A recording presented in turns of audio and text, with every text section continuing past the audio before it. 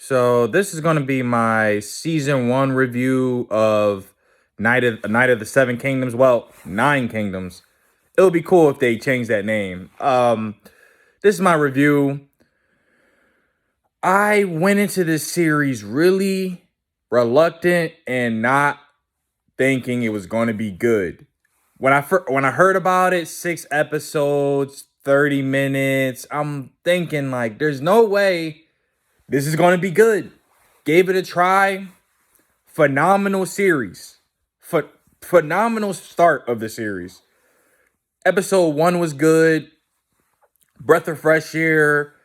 Different type of feeling to Game of Thrones. Like, you used to Game of Thrones being grim, a little grim. Really no comedy. This series is surprisingly funny and to an extent lighthearted compared to normal Game of Thrones. It's serious moments for sure, but there are a lot of lighthearted moments that equal out the serious moments that I'm not used to in Game of Thrones. I like that. Episode one was good. Episode two was also good. Maybe even better than episode one.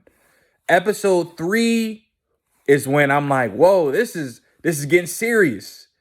Um the scene where Dunk and Egg came across that fortune teller, and she told Dunk, "Oh, you're gonna be richer than a Lannister," and she told Egg, "You're gonna be king. People gonna hate you. You're gonna die. People gonna be happy you died." And while I'm watching the episode, I was thinking like, man, this is why I don't like fortune tellers. Because imagine she telling that to a kid. Imagine a fortune teller tell you some crazy stuff.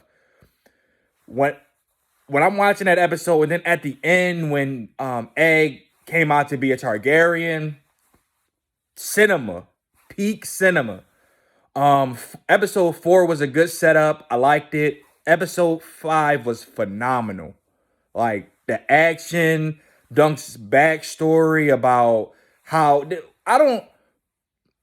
I think Dunk is the first character in Game of Thrones that we really witnessing started from the bottom. We seen his backstory.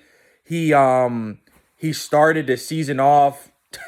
He had like one pair of clothes, that the little cloak, the green cloak that he had to wear. Just not a well-off character. And seeing him rise up, it's going to be exciting to watch this throughout the series. Uh the episode so episode 4 was good. Episode 5, everything about it I loved. The how I didn't love this part, but it was like, wow, it gave weight to his backstory. Like when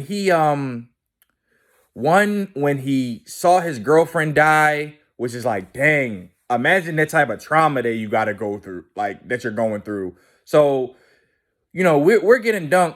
He watched his girlfriend die, get killed right in front of him. Then his not his sensei, but like the old knight that was looking after him and he was working with at the beginning of the series, he dies. That's how we start the series off, actually. He's burying the old knight guy.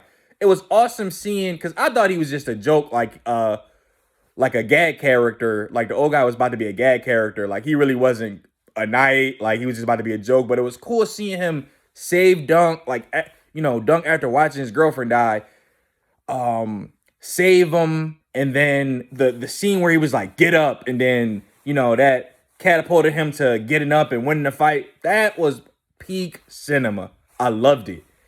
Uh, and then episode 6 was just a great setup for the next season or the seasons to come.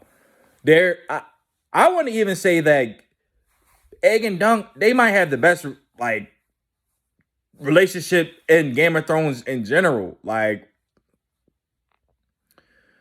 I don't know. It was just I like so much about the show. The comedy, the friendship, the bond between them. I With the original Game of Thrones, one thing I really didn't like was when they kind of forced, well, it seemed forced to me and probably a lot of other watchers, when Jon Snow and Daenerys, um they forced that relationship. Like, no one believed it. This like mentorship slash friendship between Dunk and Egg, awesome. Like, you understand it. Like, they both come from places that they don't like. They helping each other out. Man, like, I really enjoyed this show, and I really went into it thinking I wasn't gonna watch it. I really wasn't gonna watch it, and I'm so glad I watched it because it might have rekindled my love for Game of Thrones. Because I really believe Game of Thrones should have been the best show of all time, hands down, and they messed that up. But this, they can. If this ends well, I'm not gonna say it's gonna be better than Game of Thrones, but if it's good all the way through and it ends great, it has the potential to be better than Game of Thrones. So, Night of the Nine Kingdoms, I think it was a A plus watch experience.